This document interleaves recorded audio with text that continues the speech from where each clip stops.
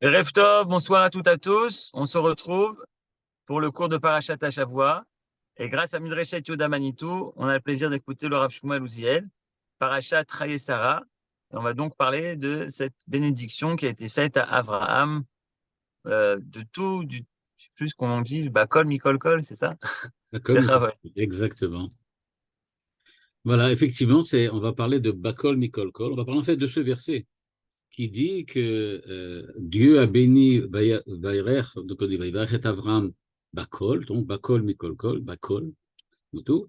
Et surtout, il y a écrit aussi Vavram Zaken Ba Bayamin, Vashem Berach et Avraham Bakol. C'est ça le verset.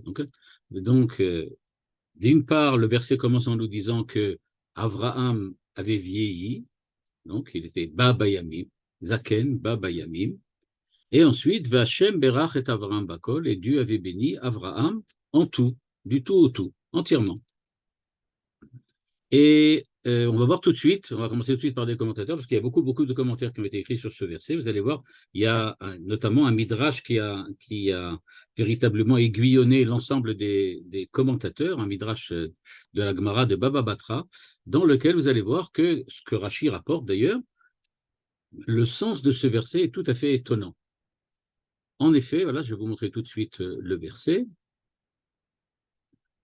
Le voilà. Okay, j'espère que vous le voyez maintenant. Eh bien, le Chazal, donc dans Baba Batra, est-ce que c'est suffisamment grand ou bien je vais peut-être l'augmenter un peu? Je ne sais pas exactement ce que vous voyez. Voilà. Et ce que nous dit ici, donc je vais amener le commentaire du Rav Hirsch au début, mais voilà ce que dit la Gemara de Baba Batra. Shlosha it iman akadosh baruchu me'en olam haba. C'est-à-dire, il y a eu 3 personnalités de la Torah qui ont eu la chance de pouvoir ressentir ce qu'est le monde futur dans leur vie même, durant leur vie, durant leur existence. C'est-à-dire qu'ils sont dans notre monde, mais ils ont eu la possibilité de ressentir, de voir qu'est-ce que le Olam Haba. Et qui sont-ils? Elouen, Avraham, Yitzhak et Yaakov. Avraham, Yitzhak et Yaakov. Et d'où est-ce que la Gemara sait ça? Parce qu'a priori, quand on regarde la Gemara, il n'y a pas du tout écrit que Abraham a ressenti ou a pu avoir une perception de ce que c'est que le Olam Haba. Eh bien, nous dit la Gemara, Kedirtiv, Bakol, Mikol, Kol. Il y a 3 versets. Abraham, Hashem Berach et Abraham Bakol. Et au sujet de Yaakov, il est écrit Yesh Likol. Yaakov dit j'ai Yesh Likol, j'ai tout, j'ai tout. C'est-à-dire quand Esav lui dit bah, tu prends, donnes, acceptes, etc., eh bien, il refuse d'accepter parce qu'il dit Yesh Likol, j'ai tout. Donc Avraham, Berach Hashem Avraham Bakol, et il y a écrit au moment de l'histoire de la discussion entre Yaakov entre Yitzhak et Esav, au moment de l'histoire du droit d'aînesse, il est écrit là-bas un verset un petit peu étonnant, dans lequel Esav dit à Dieu, est-ce que dit à Yaakov, pardon, à Yitzhak, veux-tu manger ce que je t'ai préparé? Et à ce moment-là, Yitzhak lui répond, non, Yaakov dit, Yeshli achal mikol, j'ai mangé de tout. Bon. En tout cas, c'est 3 versets, 2 versets qui parlent effectivement de la richesse, quand on dit que Avraham a été béni Bakol, ou bien quand Yaakov dit Yeshli Kol. Par contre, Achal Mikol, qu'il a mangé de tout, ça n'a pas vraiment un grand rapport avec la richesse. Ça va que tout ça, c'est Becholofen ce que la Gemara dit. Donc, voilà. Ils ont réussi à ressentir le Olam Haba. La Gemara demande Maï Bakol, mais en fin de compte, qu'est-ce que ça veut dire au sujet d'Avraham, Bakol? Et la Gemara de répondre, Rabbi Meir Omer, chez Lo Haïta Lobat. Quand on dit qu'il a été béni en tout, complètement, absolument, c'est parce que, Dieu merci, il n'a pas eu de fille. C'est ce que nous dit Rabbi Meir. Lo Haïta Lobat. Rabbi Yehuda dit non, pas du tout, au contraire. Quand on dit que quelqu'un a été entièrement béni, complètement béni, c'est qu'il a eu une fille. C'est ce que dit Rabbi Yehuda. Acherim, d'autres chachamim disent, ni l'un ni l'autre. En fait, c'est qu'il avait eu une fille et son nom c'était Bakol. Je ne sais pas, j'ai entendu le Rav Cherki qui a fait une très belle astuce. et qui a dit, en fait, Bacol, on ne voit pas très bien pourquoi ce serait le nom d'une fille, mais en français, on dit bien Nicole. Alors, pourquoi pas Bacol? Donc, a priori, dit-il, c'est pas impossible. Allez, on prend ça. On accepte le chidouche du Rav Cherki. Donc, Bacol, c'est le nom qu'elle avait. Rabbi Eliezer Amodai dit, qu'est-ce que ça veut dire, ce Bacol? C'est que כל כך מפורסמת הייתה ידיעת אברהם בחוכמת ההצטגנינות עד שכל מלכי מזרח ומערב משכימים לפתחו. C'est-à-dire qu'il était, on nous dit que quand il était, Abraham était béni Bacol, c'est-à-dire que l'ensemble des dirigeants de tous les pays venaient le voir parce qu'il avait une connaissance de l'astrologie. Il était un astrologue célèbre. Rami Shimon ben Yochai dit non, il n'était pas astrologue, mais pourquoi on dit qu'il était béni Bacol? C'est parce qu'il avait une pierre précieuse qui guérissait tous ceux qui étaient malades, simplement en la regardant. Voilà. Donc, comme on peut dire, un verset qui vraiment a aiguillonné l'ensemble des commentateurs, parce que la Gemara, on peut dire, on dirait en français, en bon français, elle s'est complètement lâchée sur ce verset, en disant à peu près tout ce qu'on peut dire. Donc, il a une fille, qu'il n'a pas de fille, qu'il a une fille qui s'appelle Bacol, et Rabbi Eliezer qui dit non, il était le maître de l'astrologie, et Rabbi Shimon qui répond pas du tout, il était le maître des rebouteux, il savait soigner n'importe qui, n'importe comment avec une pierre précieuse. Ok, à partir de là, on va voir, il y a deux grands commentaires que j'ai trouvés qui, à mon avis, peuvent nous présenter cela d'une manière très intéressante. C'est le commentaire du Rav Hirsch, qu'on va voir maintenant, et le commentaire ensuite du Rav Luria, qui tous les deux essayent de comprendre qu'est-ce que c'est que ce midrash étonnant avec l'histoire des filles et pas des filles. Et ce que fait le Rav Hirsch, comme d'habitude, c'est qu'il va prendre petit à petit le texte de la Torah et essayer de comprendre qu'est-ce que ça veut dire. Et il nous dit la chose suivante. Je commence à la ligne 15. Il nous dit Oshro shel Avraham balide bitui beze shu atzmo itbarech bakol.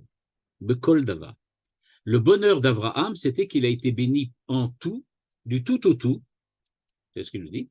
Bakol, bekol davar. Et il nous dit tout de suite, il faut bien comprendre. Bakol, ça ne veut pas dire du tout au tout, comme moi je l'ai mis dans le titre du cours. Mais il a dit, non, en fait, ça veut dire pas tout à fait la même chose. Bakol, ça veut dire en toute chose. Abraham a été béni, Bakol, en toute chose. Mais qu'est-ce que ça veut dire être béni en toute chose? Et le Rav Hirsch de dire, Adam yachol lirot bracha bekol ma'asav kol asher yaseh yatzliach, ulam hu atzmo yishaer be'etzev betor kol habracha. C'est-à-dire, il nous dit, quelqu'un peut réussir, quelqu'un peut avoir tout, quelqu'un peut être riche, quelqu'un peut être beau, il peut être jeune, il peut être intelligent, mais il peut être déprimé en même temps. C'est-à-dire, nous dit le Rav Hirsch, il peut tout à fait rester dans un état de mélancolie et de dépression malgré l'ensemble, la totalité de la bénédiction dont il a bénéficié. C'est-à-dire, nous dit le Rav Hirsch, le fait d'avoir été béni en tout, du tout au tout, c'est pas encore une bénédiction. La bénédiction, c'est quand toi, au niveau de ton ressenti, au niveau de ta psychologie, tu arrives à percevoir que tu as reçu une bracha et que tu en tires de la joie et du bonheur. C'est-à-dire, nous dit le Rav Hirsch, le bonheur, la richesse ou la bénédiction, ça ne peut pas être quelque chose qui est de ce qu'on appelle en termes un peu philosophiques, hétéronomique, c'est-à-dire quelque chose qui vient de l'extérieur. La bénédiction, c'est pas quelque chose qu'on t'octroie de l'extérieur, qu'on te donne. On ne te donne pas une bénédiction. On te donne peut-être beaucoup de choses, mais à quel moment ça devient une bénédiction, une vraie bénédiction, quand toi, tu la ressens comme une bénédiction, quand toi, tu te sens béni, quand toi, tu es capable de ressentir de la joie et du bonheur par le fait que tu sais que Dieu t'a béni. Et nous dit le Rav Hirsch, c'est ça la bénédiction de Abraham. Ve'Hashem berach et Avraham bakol, ça veut dire que Avraham Avinu ressentait le fait qu'il avait été béni. Pour lui, il voyait cela et il ressentait cela comme une bénédiction. Avraham berach bakol. Maintenant, il faudrait traduire le verset, si je voulais traduire le verset selon le commentaire du Rav Hirsch.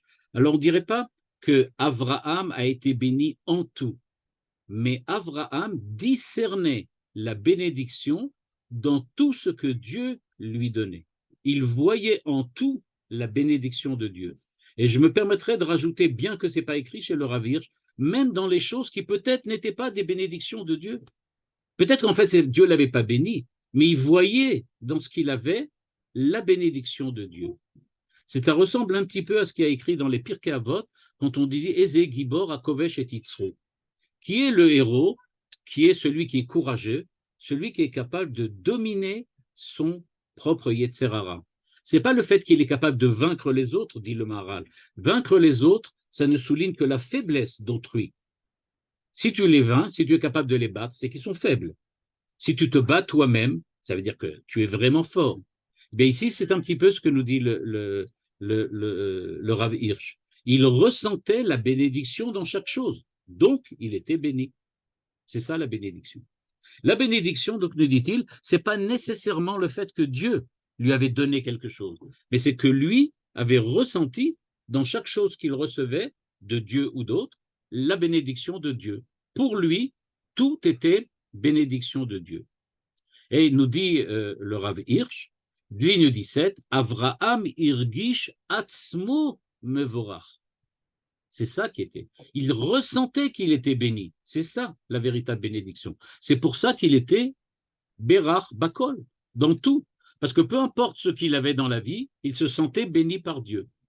Et donc, chaque bénédiction que Dieu lui a donnée, chaque don, chaque donation que Dieu lui avait fait, eh bien lui, il en ressentait donc du bonheur et de la joie, et c'est pour ça qu'il était considéré comme berach bakol, en tout, de tout. Pour Yitzhak, on voit ici, ligne 19, nous cite le verset, le Rav Hirsch, va ochel mikol. Donc Yitzhak dit, j'ai déjà mangé de tout, va ochal mikol. C'est-à-dire, il dit à Esav, qu'est-ce que tu veux me donner en plus à manger? J'ai déjà mangé ce que Yaakov m'a préparé, donc j'ai déjà tout mangé. Eh bien, nous dit le Rav Hirsch, pachot chazak ou. C'est pas exactement la même chose. Parce que là, on ne parle pas de quelqu'un qui voit la bénédiction dans tout. On voit quelque chose d'un petit peu différent. Domé le machené, mar ovre bemekabacha marian ishitu, comme il est écrit dans les Teilim, et nous explique le Rav Hirsch, on parle de quelqu'un qui a subi un malheur. Yitzhak a subi un malheur. On peut dire, grosso modo, la vie de Yitzhak, ce n'est pas une vie facile. C'est une vie dans laquelle il y a eu beaucoup de souffrances et il y a eu beaucoup d'épreuves. Et donc, nous dit-il, Atzadikim ofrim et dim'otehem le mekor shel bracha. Il n'est pas comme Avraham, qui voit dans tout la bénédiction de Dieu. Mais il pleure beaucoup, Yitzhak. Mais il est capable de transformer ses larmes en source de bénédiction. Pourquoi? Parce que, nous dit-il, ligne 22, Gam itot tsara metilot alav chovot, ou beasiyat chovato bezmanim shel metzuka, ou motze otzro bekol et. C'est-à-dire, en fait, il fait les mitzvot, il fait ce qu'il doit faire, mais il a vécu une vie extrêmement difficile. Malgré tout, il arrive à trouver du bonheur dans le fait qu'il fait ce qu'il faut. Il n'a pas vraiment, on peut dire, une vie qui est une vie comme celle d'Abraham, dans laquelle Dieu lui donne les victoires, Dieu lui donne, je ne sais pas moi, lui fait toutes sortes de miracles pour le sauver. On voit que chez Yitzhak, la vie est plutôt terne, il n'y a pas grand-chose, il souffre beaucoup. Malgré tout, il se console de quelque chose. Il se console en faisant ce qu'il doit faire, en agissant comme Dieu attend qu'il le fasse. Le fait qu'il agisse comme Dieu le demande, c'est ça qui lui apporte du réconfort. Yitzhak n'est pas quelqu'un qui est heureux dans chaque instant de sa vie comme Abraham. C'est quelqu'un qui a besoin de consolation, quelqu'un qui a besoin de réconfort. Et donc, il arrive à trouver du réconfort, il arrive à trouver de la consolation, mais grosso modo, sa vie n'est pas toujours joyeuse. Et donc, quand il dit « Va ochal mikol », j'ai mangé de tout, nous dit le Rav Hirsch, Umotset michiato mikol davar. Il arrive à tirer de la vitalité, de manger, michiato dans le sens de chaim, il arrive à tirer de la nourriture qui lui apporte la vie, qui lui apporte de l'énergie, de chaque chose. Il arrive à se consoler facilement, il arrive véritablement à tirer de chaque chose à la fois la consolation et le fait de pouvoir reprendre des forces et de l'énergie pour continuer. Donc, nous dit le Rav Hirsch, c'est quand même moins le bonheur, moins la joie que Abraham. Abraham, c'était Bakol. Tout, pour lui, était source de bonheur. Chez Yitzhak, de tout, il y avait source de consolation. Il était capable de se consoler et de chaque chose qu'il recevait. Mais y a-t-il plus haut que ça? Soit se consoler de tout, partout, soit retrouver le bonheur partout. Eh bien, nous dit-il, Amadrega, Agvoa Beyoter, Imadregat Yaakov.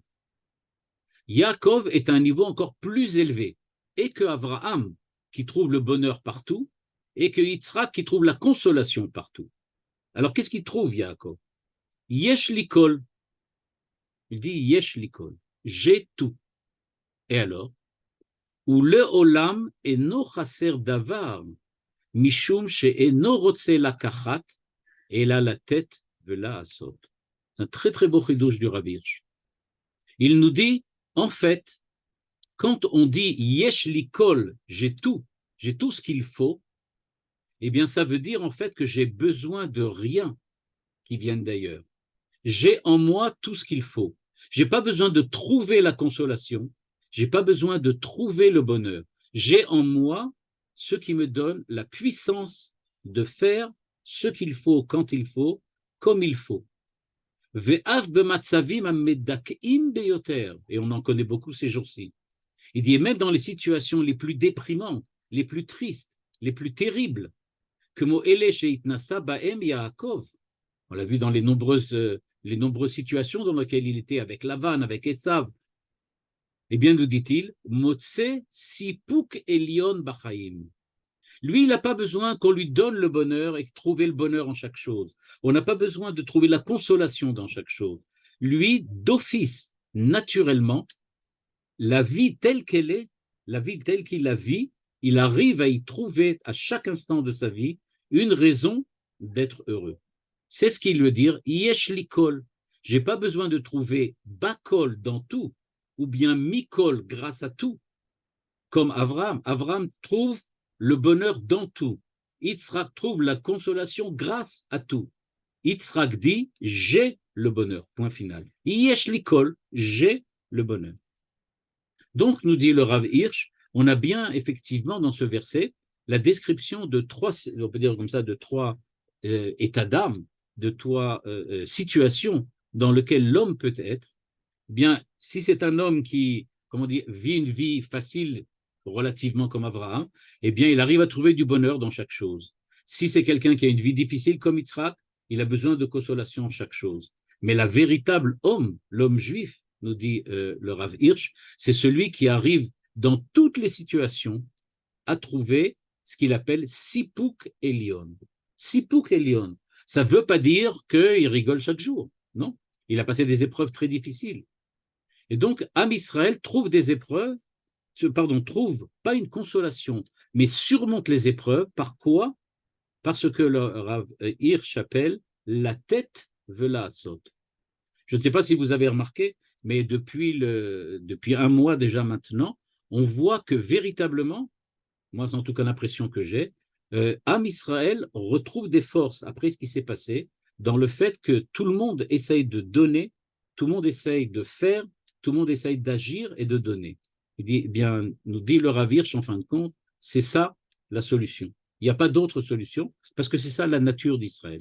La nature d'Israël, Yaakov, c'est précisément de donner, de faire, et c'est en cela qu'il trouve véritablement ce qu'il appelle Sipuk Elion. Bon, c'est le début du commentaire du Rav Hirsch, qui nous donne un petit peu un éclairage sur ce qui se passe aujourd'hui en même temps. Dans la deuxième partie de son commentaire, le Rav Hirsch aborde la seconde question, qui évidemment intéresse au moins la moitié des personnes qui sont là ce soir, Et donc, ils disent, qu'est-ce que c'est que cette histoire qu'on est heureux quand on n'a pas de fille, ou on est heureux quand on a une fille, ou bien on est heureux quand on a une fille qui s'appelle Bakol. Et donc, qu'est-ce que ça veut dire exactement? Premièrement, le Rav Hirsch nous met tout de suite les points sur les i, et il nous dit, faites attention, il est absolument insensé, impensable et inconcevable que le sens de la Gemara soit que Rabbi Meir pense que ne pas avoir de fille, c'est un bonheur. C'est absolument impossible. Et pourquoi? Parce que la halakha dit que quand on se marie, on doit avoir un garçon et une fille. Donc, quelqu'un qui n'a pas de fille n'accomplit pas la mitzvah d'avoir des enfants. Et donc, dit-il, tu ne peux pas dire que le grand bonheur, c'est de ne pas avoir de fille, puisque tu es obligé d'avoir une fille. Donc, il dit, c'est clairement, ça veut certainement pas dire ce que ça veut dire. À part ça, dit-il, regardez ce que la Torah dit sur Sarah, regardez ce que la Torah dit sur Rivka, on ne peut pas dire que c'est négatif. Donc, ça ne veut certainement pas dire ce que ça veut dire. Alors, de quoi il s'agit-il? Eh bien, nous dit-il, le problème, d'après Rabbi Meir, c'était la réponse que Rabbi Meir apporte, ce n'est pas une réponse globale sur la vie en général et les femmes en général. Ce que veut dire le Rav Hirsch, c'est que Rabbi Meir apporte une réponse locale au problème du verset. Rabbi Meir ne donne pas un grand principe qui voudrait dire être béni, c'est de ne pas avoir de fille. Mais il dit, dans le cas précis de Abraham, pour lui, il se peut que de ne pas avoir de fils, c'était une bénédiction parce que, regardez les difficultés, dit le Rav Hirsch, que Abraham a eues pour marier son fils Yitzhak. Et imaginez qu'au lieu d'avoir un fils, il ait une fille. Comment il aurait pu trouver un mari correct dans la région? Il n'y avait absolument personne. Absolument personne. En Israël même, dans sa famille, il n'y avait personne. Et chez Lavan, qu'est-ce qu'il aurait pu prendre? Lavan, Bethuel, qui était là-bas? Les hommes qui auraient pu convenir à une fille, à sa fille Bakol en question. Donc, nous dit le Rav Hirsch, s'il avait eu une fille, il aurait dû chercher quelqu'un qui ressemble à lui-même, à Abraham, pour le marier avec sa fille, et il aurait trouvé plus ou moins personne. Et donc, c'est pour cela que Rabbi Meir dit, d'un certain point de vue, si Abraham, Berach et Abraham Bakol, ça veut dire il l'a béni de ne pas avoir de fille, mais d'avoir un fils, parce qu'avoir un fils, c'est déjà suffisamment compliqué et qu'il a déjà eu suffisamment de mal à trouver une femme pour son fils. Donc, à plus forte raison, s'il avait une fille, il n'aurait pratiquement pas pu trouver un mari. Ce que nous dit Rabbi Yehuda lui dit non, pas du tout. C'est qu'il avait une fille. Il avait effectivement une fille. Mais alors à ce moment-là, de quoi parle-t-il? Eh bien, nous dit-il non. En fait, Abraham avait une fille, je lis à la ligne 14, ou birkato me'ashem haïta she'inotra shelo af binisuea, lachen haïta abat agesher ben beto amevudat shel Abraham le ben she'ar haola. C'est-à-dire, nous dit le Rabbi Yehuda, Rabbi Yehuda dit, il avait une fille, c'est vrai, il avait une fille, Dieu l'a béni d'une fille. Cette fille, il l'a trouvée à la marier et elle est restée sa fille. C'est-à-dire qu'en fait, elle n'est pas partie chez son mari et elle est devenue simplement une partie de la famille de son mari. Mais, nous dit-il, elle est au contraire devenue quelqu'un qui est resté rattaché à Abraham et donc, de ce point de vue, elle a servi de pont entre Abraham et les autres hommes de son époque. Elle a servi, en fait, on peut dire comme ça, comme un ambassadeur d'Abraham, et c'est elle qui a permis d'apporter et d'aider Abraham dans son œuvre on peut dire comme ça, de ramener l'ensemble des nations vers Dieu. Donc, ce qu'il nous dit, c'est qu'il a essayé, par l'intermédiaire de sa fille, et réussi à ramener des gens. Peut-être que Nefesh Asherasu Becharan, le Rav Hirsch dirait, c'est effectivement l'œuvre aussi de cette fille dont on ne parle pas beaucoup. Mais en tout cas, dont la Gemara parle. Berach et Avraham Bakol. Dans le troisième avis, eh bien, nous dit-il, en fait, ce qui s'est passé, c'est qu'il avait une fille et qui s'appelait Bakol. Alors, donc, qu'est-ce que ça veut dire qu'il avait une fille qui était Bakol? C'est-à-dire, en fait, nous dit-il, que il n'avait pas besoin de passer par sa fille pour attirer Dieu. Et là, ce qui s'est passé, il a reçu la bracha de Dieu, et la bracha de Dieu lui a permis de pouvoir attirer les autres hommes à lui.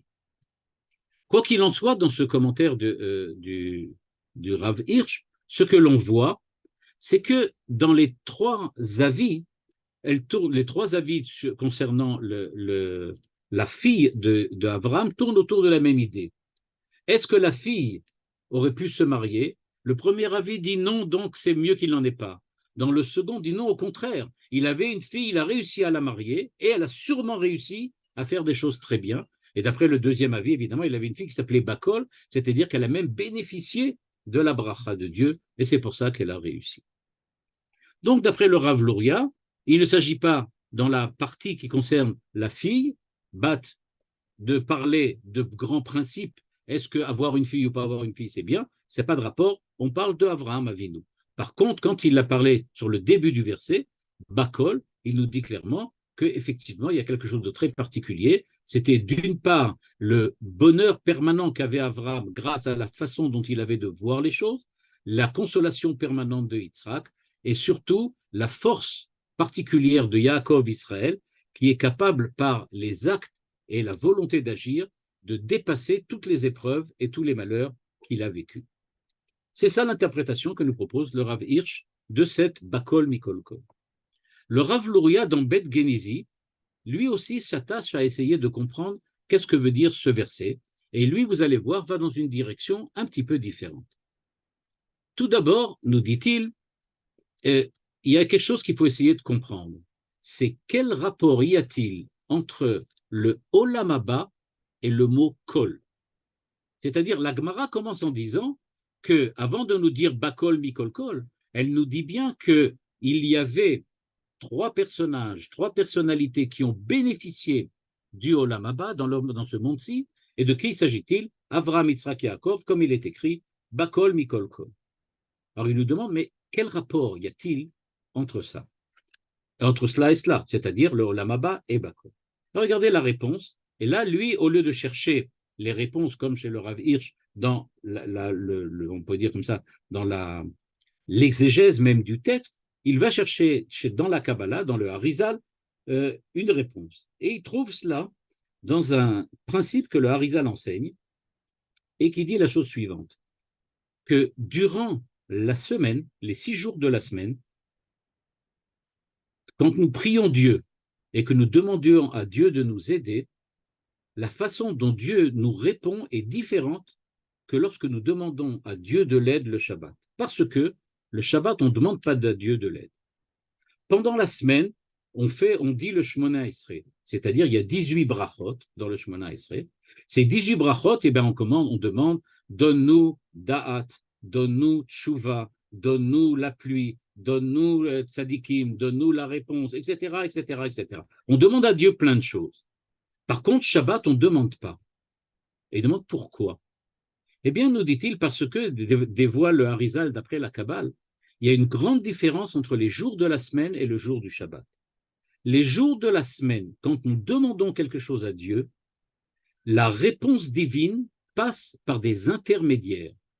C'est-à-dire qu'on n'a pas de contact direct avec Dieu, mais c'est comme si on appelait Dieu, on interpellait le Créateur, et que le Créateur nous réponde en passant par toutes les, j'aurais pu dire, les lois de la nature, par les êtres présents dans la nature, tout ce qui est dans le monde.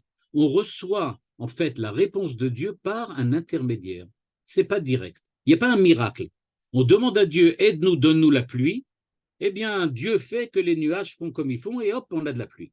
Mais on ne voit pas Dieu directement. On voit les nuages, on voit la pluie, on voit les éclairs et le tonnerre. Par contre, le Shabbat, nous dit-il, c'est complètement différent. La bracha que l'on reçoit de Dieu, le Shabbat, c'est une bracha qui vient du fait que nous sommes en contact direct avec Dieu, avec le Créateur. Et donc, au lieu de passer par le monde de la nature, par le monde du réel, le monde tangible du réel, c'est le fait que nous soyons en relation directe avec le Créateur qui nous donne la possibilité de bénéficier de sa bénédiction. Donc, Avraham, Berach et Avraham Bakol. Quand on parle donc de bénédiction, Berach et Avraham, de Olam Haba, Bakol Mikol Kol, de quoi s'agit-il? Le Harizal nous apprend, dit le Rav Luria, qu'il faut regarder à présent comment Dieu nous donne les choses. Avec le Rav Hirsch, on avait essayé de comprendre qu'est-ce que Dieu nous donne. Eh bien, Dieu nous donne du bonheur, comme pour Abraham, alors on le voit partout. Dieu nous donne de la consolation, alors on voit là où il faut se consoler. Le Rav Luria nous dit, ne regarde pas ce que Dieu donne. C'est pas ça vraiment l'essentiel. Regarde comment il te donne les choses. Parce que Dieu donne les jours de la semaine et le Shabbat, mais c'est pas pareil. Le Shabbat, c'est directement en contact avec lui que nous recevons. Par contre, pendant la semaine, ça passe par toutes sortes d'intermédiaires. Et donc, dit le Rav Luria à la ligne 7, à Ofen chez la Hashpa'a, quand on dit que Dieu Berach et Avraham Bakol, il a béni Avraham Bakol dans tout, ça ne veut pas dire qu'il lui a donné tout ou qu'il les a bénis du tout au tout. C'est-à-dire qu'il l'a béni dans sa totalité, j'aurais pu dire dans sa totalité à Dieu.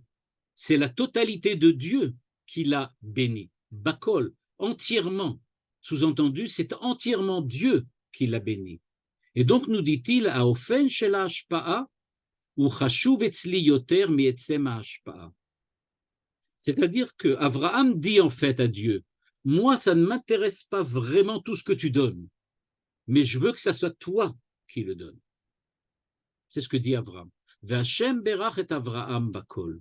Quand donc on dit que Dieu a béni Abraham en tout, ça veut dire que c'est par le fait que c'était, comme le dit ici le Rav Luria à la ligne 8, Sameach bekiruv udvekut shaya benetinat hashpa'a. Et donc, en fait, ce qui est véritablement important, c'est la façon dont Dieu donne.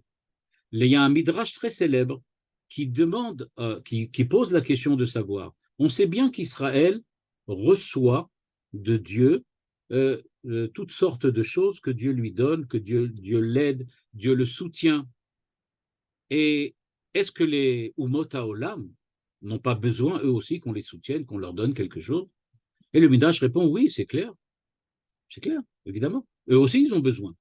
Donc Dieu donne aussi aux Umot HaOlam. Mais le Midrash demande, alors quelle est la différence alors? Nous, on reçoit et eux, ils reçoivent. Quelle est la différence? Et le Midrash de répondre, la différence, elle est comme quelqu'un qui invite un pauvre à sa table et qui le fait manger avec lui. Ça, c'est Avraham. Berach et Avraham Bakol. C'est-à-dire que je reçois mon repas de Dieu, mais où? Comment? Dieu est avec moi, face à face avec moi, on est assis à la même table et ensemble, on mange et il me donne mon repas. Par contre, dit le Midrash, il y a d'autres personnes à qui Dieu donne, comme quelqu'un de riche qui marche dans la rue et à qui un pauvre s'adresse en lui demandant « donne-moi quelque chose ». Et alors, il prend l'argent et il le jette derrière son épaule en continuant à marcher. C'est-à-dire, il lui donne son repas, mais il le donne comment? En jetant ça en arrière. Et donc, ce que veut dire ici le Rav Luria, c'est que ce n'est pas véritablement l'essentiel de savoir qu'on reçoit quelque chose. Ce n'est pas le contenu, on en avait parlé aussi la semaine dernière, ce n'est pas le contenu de la bracha qui est véritablement l'essentiel, c'est la façon dont la bracha a été donnée. Et donc, nous dit-il, quand on dit que Hachem berach et Avraham bakol, c'est-à-dire qu'il a accepté de lui donner la bracha en face à face, en vis-à-vis, en disant, voilà, c'est moi qui te donne. Et c'est ce que dit à la ligne 10, nous dit le Rav Luria, c'est ce que dit Yaakov à Esav. Quand Yaakov s'adresse à Esav, Esav lui dit, prends les cadeaux que je t'offre. Et Yaakov lui répond, Yesh li kol, j'ai tout. Nous dit le Rav Luria, Amar Yaakov le Esav, Yesh li kol, she'akadosh baruch hu mashpi'a li, kol ma sheyesh li, al yedeh bechinat kol. C'est-à-dire, il me donne ça de manière pleine, comme quelqu'un qui complètement me donne à manger. C'est-à-dire quelqu'un qui donne complètement à manger, c'est-à-dire qui t'invite à sa table et que tu manges avec lui. C'est ça, donner complètement, absolument, totalement. C'est un véritable repas, c'est une totalité. Par contre, dit-il, ce n'est pas du tout le cas pour les autres. Et donc, nous dit-il, eh bien, Yaakov dit, Yesh likol. Et donc, dit-il, c'est peu importe. Tu pourrais me donner le double, le triple, ça ne m'intéresse pas. Ce n'est pas de toi que je veux recevoir des cadeaux. Ce que je veux, c'est recevoir de Dieu, peu importe quoi. L'essentiel, c'est qu'il me donne cela, lui, directement, avec lui. Dans la tfila, au sujet de la tfila, pardon, le Admor Azaken, celui qui était donc le fondateur de la Chassidoute Lubavitch, disait que qu'est-ce que ça veut dire prier?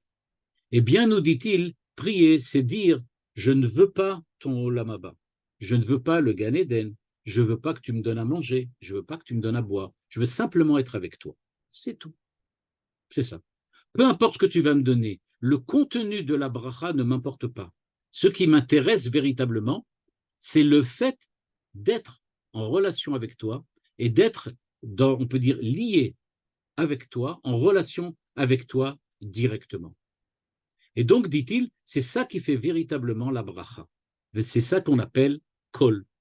Quand on dit kol, ça veut dire une bracha totale. La bracha totale, ce n'est pas le contenu, la somme d'argent qu'on reçoit quand quelquefois, même on dit shadib betar ketefé, il jette ça par derrière. Non, c'est pas ça.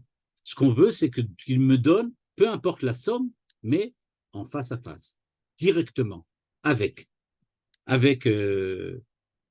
son visage et face à lui.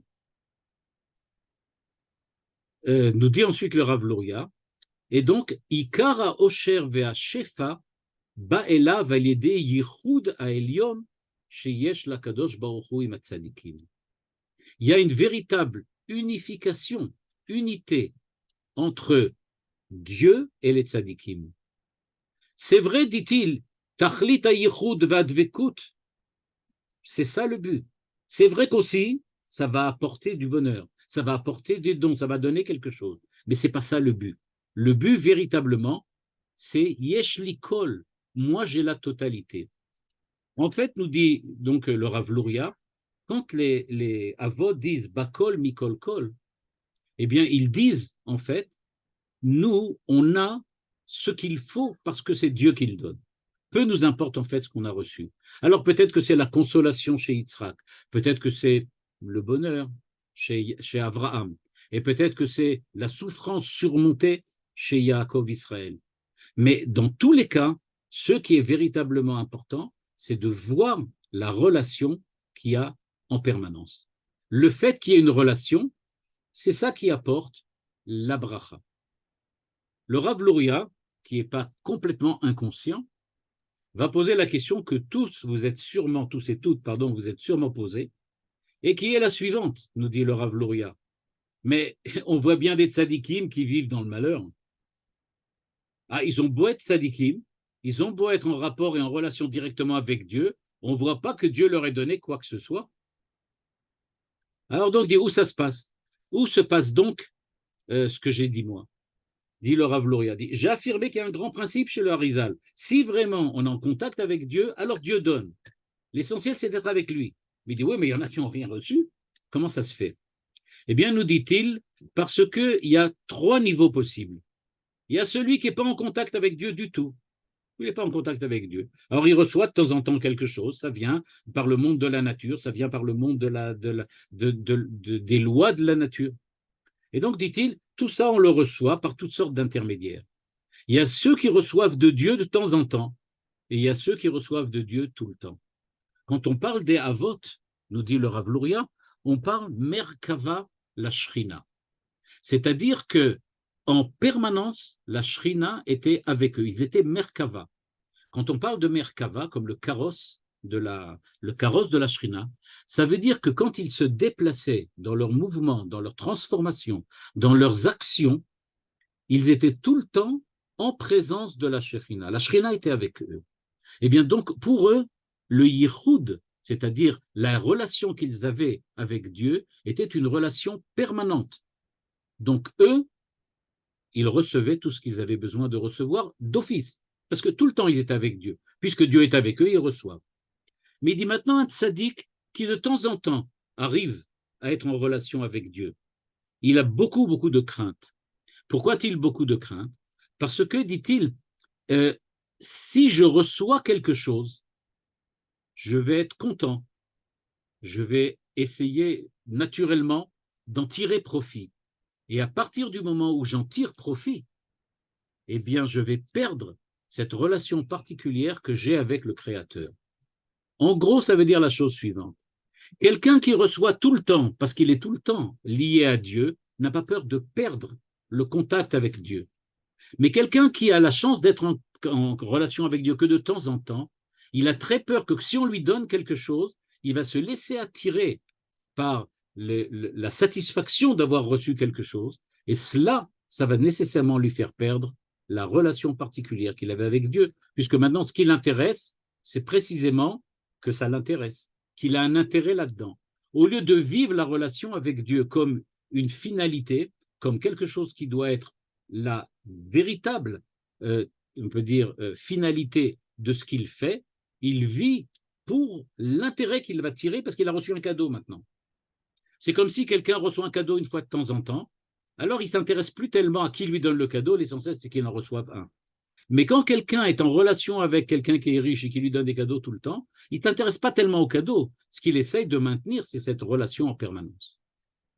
Donc, nous dit le Rav Luria, il faut donc bien voir que quand on a parlé donc de Bakol, Mikol Kol, on veut donc dire que les trois avot étaient capables de rentrer dans une relation permanente de, comme on pourrait dire, de Israël Batzugo, comme un mari et une femme.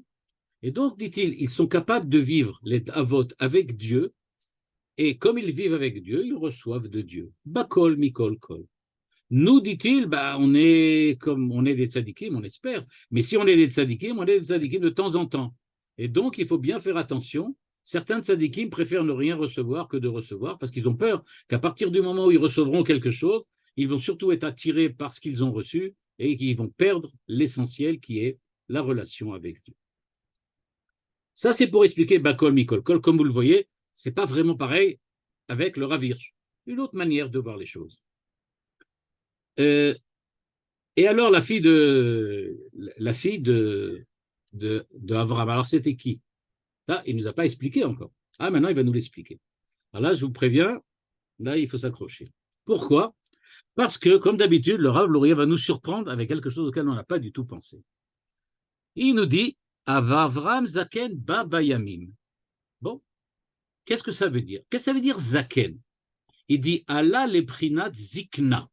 Il est arrivé jusqu'à un niveau que l'on appelle pour quelqu'un zaken. Être vieux en ivrite, en hébreu, dans la Torah, c'est pas nécessairement péjoratif du tout. C'est pas du tout ça. On dit mise ze shekana chorma. Zaken, ze shekana chorma. Et donc, nous dit-il, c'est celui qui atteint la chorma. Le sens habituel de ce verset, c'est un chidouche kabbalistique que nous fait ici le Rav Luria, c'est en général, on dit Zaken, c'est le Chacham, puisqu'il a Kana Chochma. Mais en fait, nous dit-il non, c'est plus haut que le Chacham, c'est plus qu'un Chacham, c'est celui qui a acquis la Chochma. Pour acquérir la Chochma, il faut être au-dessus de la Chochma. Et donc, où est-ce que je suis? Eh bien, le Rav Luria donne un chidouche, et il nous dit, c'est dans la Kabbalah, on appelle ça la sphira de Keter. Qu'est-ce que ça veut dire? Keter, c'est la couronne, c'est-à-dire ce qui fait l'essence même de l'homme, l'essence même de l'homme, mais l'homme, quand il est en rapport et en relation avec le Créateur, c'est-à-dire l'homme qui agit, qui veut et qui fait ce que Dieu lui demande de manière naturelle. Et c'est ça, dit-il, Vavram Zaken Ba Bayamim. Il y a un très beau commentaire du Sfat Emet qui dit que Ba Bayamim, il va dans les jours, c'est-à-dire qu'il n'arrête pas d'augmenter chaque jour. Ba Bayamim. Les jours sont de plus en plus importants. C'est-à-dire chaque jour qui passe, il est mieux en mieux. Il est de meilleur en meilleur. Ba Bayamim. Il augmente tous les jours. Et donc il est arrivé à être quelqu'un de très élevé. Ve'az Hashem berach et Avram bakol. Ah. Et alors, il nous dit Bat Zebechinat Nokva, c'est-à-dire c'est une femme. Ok, c'est la féminité. Et donc, Bakol, c'est une fille. Chez Uatzmo, Begufo, Ayalo Bechinat, Nukva, Isha. ואין זה כמו שהיה קודם, שבחינת האישה הייתה נפרדת ממנו, מבחינת שרה או יצחק, כי היא considérée comme שרה. אלא השם בירך אותו עצמו, בכל שיש לו מחובר בגופו, בחינת בכל שאיבד. Quand on dit qu'il avait une fille, nous dit le Rav Luria, ça veut dire qu'il avait acquis en lui aussi un aspect féminin. Les qualités du féminin, il avait aussi acquis les qualités du féminin. Vavashem berach et Avraham bakol. Il avait acquis cet aspect féminin. Ikar apasuk, dit-il, lomar she'ala lebchina sheyesh bo be'atzmo zachar ou nekeva. C'est-à-dire que, à quel niveau était-il arrivé? Eh bien, il était arrivé au niveau d'Adam Arishon avant la faute, au moment où il était encore dans le Gan Eden, dans lequel il était Zachar ou Nekeva Bera'am. C'est ça que je veux dire quand on dit il avait une fille. On n'a pas dit qu'il avait une femme, on dit qu'il avait une fille. Pourquoi veut-on dire qu'il avait une fille?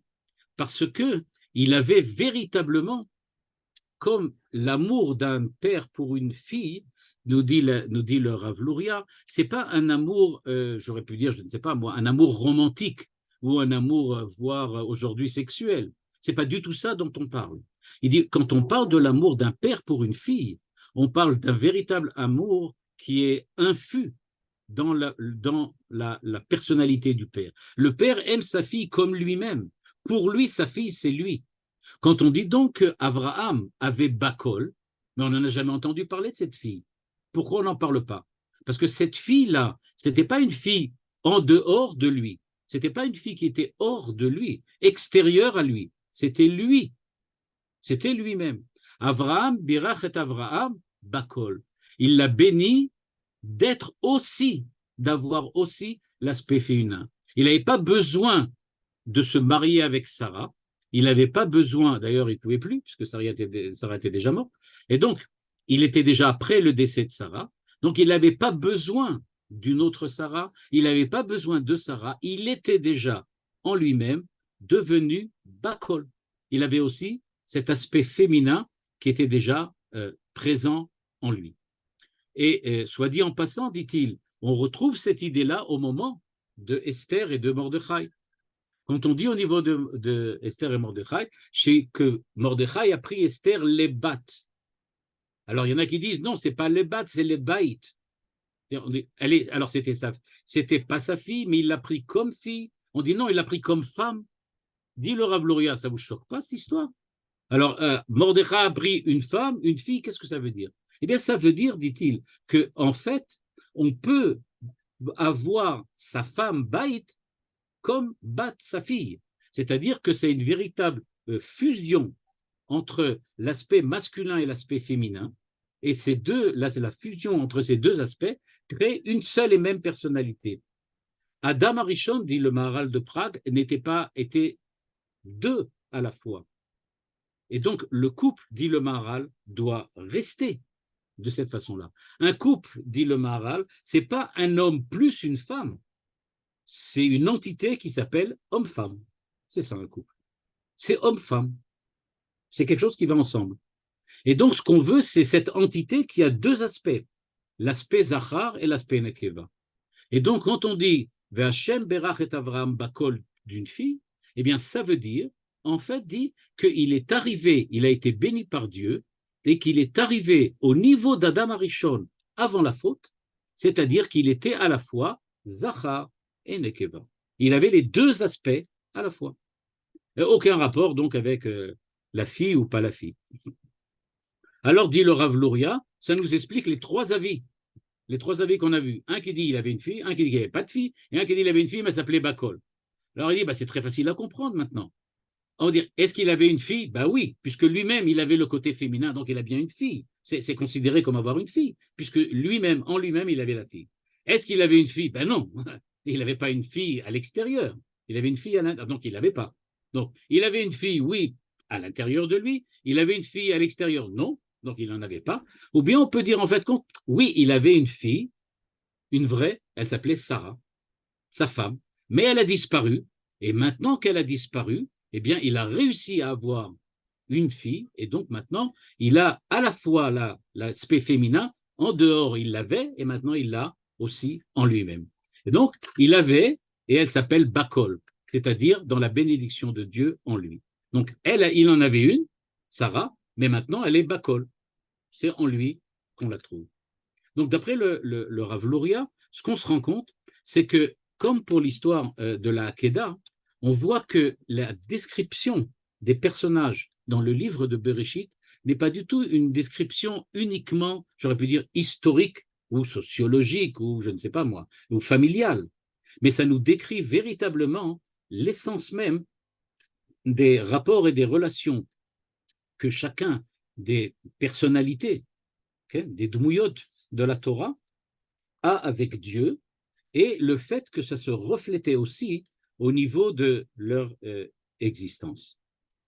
Je me permettrai peut-être de rajouter juste vraiment un tout petit point maintenant. Je n'ai pas le temps trop de développer, mais j'aurais pu dire que j'aurais peut-être en disant cela essayé de montrer que, par exemple, le Rav Soloveitchik, qui parle de la halacha, apporte une illustration, sa pensée pourrait apporter une illustration très intéressante, en ce sens que qu'est-ce que ça veut dire que Avraham Zaken ba bayamim v'Hashem berach et Avraham bakol?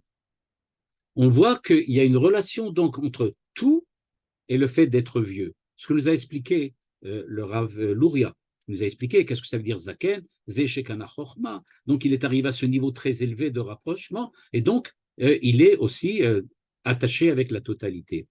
Il me semble aussi qu'on peut voir ça comme un peu comme le verrait le Rav Soloveitchik s'il l'avait dit, mais je ne sais pas s'il l'a dit, mais je me permets de parler en son nom d'après ce que lui, il a dit.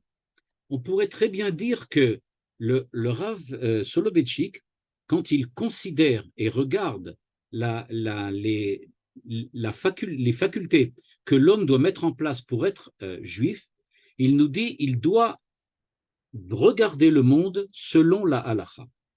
C'est-à-dire, dit-il, la halacha est venue, et le Limud Torah en général, globalement, tous les deux sont venus, la halacha et le Limud Torah, nous apporter une façon de regarder le monde, de discerner le monde et d'essayer de comprendre le monde au travers la grille de lecture de la Torah, à travers les lunettes de la Torah. Donc je dois mettre sur mon nez les lunettes de la Torah et regarder le monde selon le cadre de la Torah.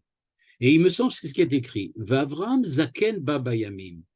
L'expérience dans la vie qu'a acquis Avraham, nous dirait le Rav Soloveitchik, c'est une expérience qui lui a donné la capacité chaque jour de voir chaque jour le monde d'une manière différente, le monde d'une manière beaucoup plus juste à chaque fois. Et c'est pour ça qu'il était Hashem Berach et Avram Bakol. Il était capable, il a reçu la bénédiction de Dieu grâce à la Torah, grâce à la halacha, de pouvoir discerner le monde selon une grille de lecture qui est bakol, c'est-à-dire qui est totale, globale. Au lieu de regarder chaque instant, Baba Yamim, chaque jour, comme un jour différent, il était capable de les voir comme bakol, comme une entité. Au lieu de regarder les événements, de regarder le monde, de regarder les situations uniquement sous l'angle de l'individu face à de nombreux détails, il était capable de voir ces détails compris dans une seule totalité, dans une seule globalité. Cette globalité, c'est la halacha qui nous l'a enseigné.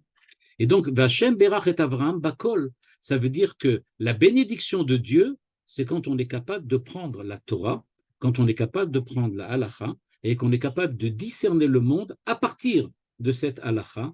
À ce moment-là, les yamim, les jours qui sont chaque jour individuels, deviennent bakol, une seule entité, sous l'égide de la volonté divine.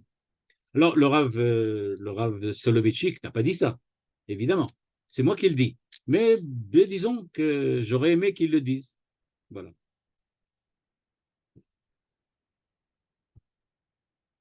Voilà. Si vous avez des remarques ou des questions, Chazak ou Baruch Harav. On va ouvrir les micros.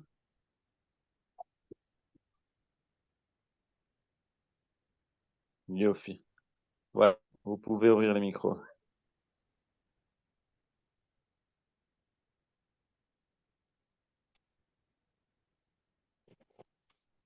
Alors, vos questions, on écoute. On peut poser une question? Bevakasha, bevakasha. Non, je voulais, ce que vous avez dit à la fin, finalement, de voir tout dans la tête, finalement, on acquiert ça quand on est vieux. On ne peut pas avoir cette perspective quand on est jeune. Oui, c'est ce que semblerait dire le verset. C'est-à-dire, tu as besoin de l'expérience. Tu as Ouais. besoin de l'expérience de la vie. Tu as besoin de passer babayamim. Tu es obligé de passer par des situations quelquefois extrêmement difficiles. À ce moment-là, tu peux arriver à discerner, à faire de tout ça une unité. Quand tu es jeune, tu as peut-être des choses à voir, mais peut-être il te manque l'expérience pour avoir cette possibilité-là, peut-être. Ouais. C'est magnifique, merci beaucoup. Il y a une idée qui me vient, alors je voudrais vous la soumettre pour approbation ou réprobation. Le Rav Louria commence par dire que une des dimensions intéressantes, c'est d'être simplement attaché à Dieu. Dans un premier temps, ce qui m'intéresse, c'est pas ce que tu me donnes, c'est le fait que je sois à côté de toi. Et dans un deuxième temps, il nous dit qu'il avait la dimension de Nekeva, dimension Zacharun Keva. Or, si je suis simplement attaché à Dieu, eh bien, ce qui m'intéresse, c'est qu'il soit là simplement. Je profite. Mais est-ce que je reçois vraiment? Et la dimension de Nekeva, c'est justement le fait de recevoir. Alors, il était capable d'être quelque part la réception pour pouvoir par la suite être Mashpia. C'est Kabel Almeat Mashpia. Et c'est cette dimension qui est la dimension Nekeva à laquelle j'ai pensé. Qu'est-ce que vous en pensez? Oui, c'est intéressant parce qu'en fait, vous faites le lien entre les deux textes, c'est-à-dire celui du Rav Luria et celui du Rav Hirsch. Parce que le Rav Hirsch dit que la dimension la plus grande à laquelle l'homme peut atteindre, c'est la dimension dans laquelle il ne veut rien recevoir, mais il veut seulement agir et faire, quelles que soient les situations dans lesquelles il est. Alors effectivement, ça rejoint les deux. C'est-à-dire, il y a d'une part l'action et le don, le chesed, comme on le voit maintenant, qui est une action désintéressée vers l'extérieur. Et en fait, je reçois, mais je reçois simplement parce que, comme dit le Rav Luria, je reçois parce que voilà, je suis avec Dieu, alors je reçois. Mais ça ne m'intéresse pas véritablement de recevoir. Ce n'est pas ça qui m'intéresse. Ce qui m'intéresse beaucoup plus, c'est d'agir et de faire, et de transmettre ça plus loin. Et je veux recevoir beaucoup pour donner beaucoup. Voilà, exactement. Exactement. La semaine dernière, on a vu quelque chose d'un petit peu équivalent quand j'ai parlé de la Kedat Israq, quand j'ai parlé de la Kedat Israq, et quand j'ai parlé là-bas de la pensée de Kierkegaard, dans la pensée de Kierkegaard, parce que dans la pensée de Kierkegaard, il y a un peu cette idée-là aussi, qu'il faut aller à l'infini, c'est-à-dire que dans l'infini, on ne sait pas véritablement si on reçoit ou si on donne. C'est-à-dire, on ne sait pas exactement où on est. Est-ce qu'on fait partie je vais dire ça un petit peu de manière un peu schématique, hein, mais c'est ça, je pense que vous comprendrez. On ne sait pas vraiment, est-ce qu'on est du côté de Dieu qui donne ou du côté de l'homme qui reçoit? Parce que quand on va à l'infini, ben, on est quelque part là-bas, on ne sait plus exactement où on est.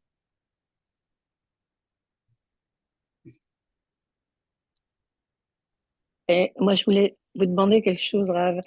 Et quand on pense à tous ces grands sages, Rachamim, qui étaient très pauvres dans tous les domaines, qui passaient des situations bien plus déprimantes, alors est-ce que quelque part, ils n'étaient pas un peu le côté Yaakov qui disait, bon, ben moi, je suis content de mon chélek, quoi, mais quand même, ils étaient vraiment très, très... C'est très dur de voir. Effectivement, c'est ce qu'il dit. Il dit c'est le fait de dire que malgré toutes les souffrances, mais comme le dit le Rav Luria, c'est extrêmement difficile d'être tout le temps et en permanence dans l'optique que je reçois de Dieu tout le temps. C'est-à-dire, je ressens la présence de Dieu en permanence comme un don permanent, à la fois de la vie et du fait que je ressens cette vie-là. Il dit, bon, comme c'est compliqué et dur, quelquefois, on n'est pas comme cela. Donc, la pauvreté peut aider justement à ne pas changer de situation. תודה.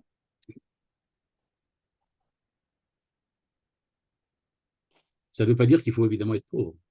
Ça n'a pas de rapport. Bien sûr.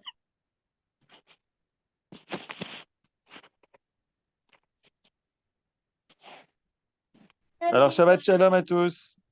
Ok, Shabbat Shalom. Shalom et Toda Rabba pour ce cours. Toda Rabba, Kol Tov. Shabbat Shalom. Shalom. Merci. Kol Tov. Shabbat Shalom, merci Rav.